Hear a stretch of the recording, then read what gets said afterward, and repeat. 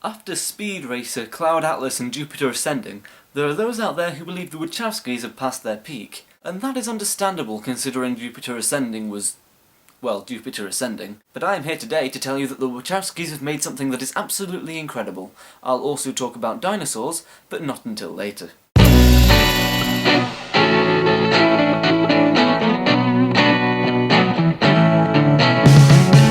Sense8 is a Netflix show created by the Wachowskis about 8 people who can telepathically connect to one another. They can access each other's knowledge, memories, emotions, and skills. I really enjoyed every aspect of this show. The world building involved, the way they found out about this cool power that they had, the character development. That is how you do character development. They're all really well developed, fleshed out, not just characters, but people. There are moments in the show where you forget that you're watching actors, which is a very rare and very amazing thing to achieve. And one of them is called Wolfgang. You can't not love that. The story hooks you completely, and there's some great action sequences in there that are absolutely mind-blowing. The series creators have said that there are plans for 5 more seasons beyond this one, which is so awesome because this story and these characters have so much more potential and they are so entertaining. And I really want to see more of this world. You can relate to each and every one of the characters, no matter where you're from or who you are, and Wolfgang really is an absolute badass. You could watch it just for Wolfgang, but you know, watch it for the others as well, because they're good. And seeing as that's a TV show that I've just reviewed, I'll now review another TV show. The 5th season of Game of Thrones has come to a close, and yeah, it was overall quite disappointing. I know I compare this show to the books a lot, but that's not what I'm going to do in this review. I'm going to keep this as a review of Season 5 as its own thing. Focusing purely on Season 5 as a television show, the writing was overall sloppier than it's been in the past 4 seasons, and the character development was the complete opposite of Sense8. Characters were doing things and saying things and getting in situations that did not at all fit their story arcs or their character in general. Which is a real shame, because over seasons 1 to 4, the characters have been developed so well. But in this season, there were just a lot of things that felt very contrived, and a lot of things felt rushed, and in general, there was quite a lot of poor execution. Bit of a double meaning there. Season 5 had 3 good episodes, amongst 7 that missed the mark, much like Edmure Tully missed the mark at his father's funeral back in Season 3. Damn it, Edmure! Those good episodes were 1, 8 and 10, and 1 and 10 weren't even great episodes, they were just good enough not to be deemed atrocious. That sounds really harsh. While there were certainly moments in other episodes of Season 5, the only one that sustained the quality of show that we're used to all the way through was Episode 8, Hard Home.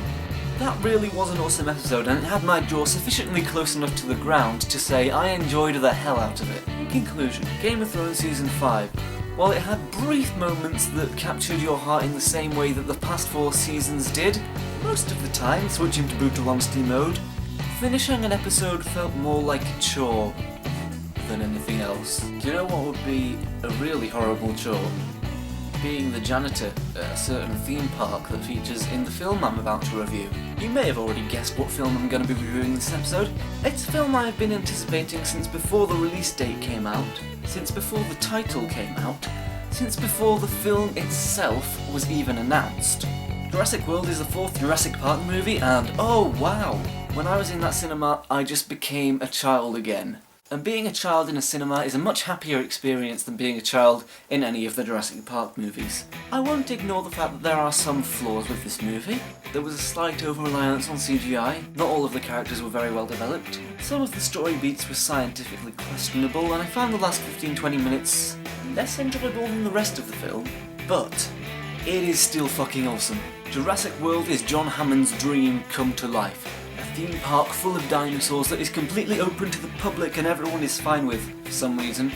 I guess they've not seen this. Anyhow, in order to keep attendances up, they need to unveil a new attraction, a mutant dinosaur, because obviously Magneto is the target audience for Jurassic World. I mean, who else would it be? This mutant dinosaur is called Indominus Rex. It is the main antagonist of the movie, and it is scary as hell. This thing was done really well. It got your heart pounding whenever it was on screen, and it really did make you feel frightened.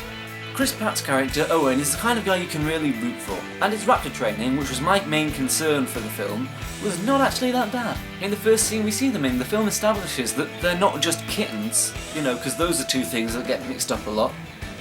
Velociraptors and kittens. The point is, the film did not remove the sense of threat that you feel when the Velociraptors are on screen. They are still very dangerous and very scary.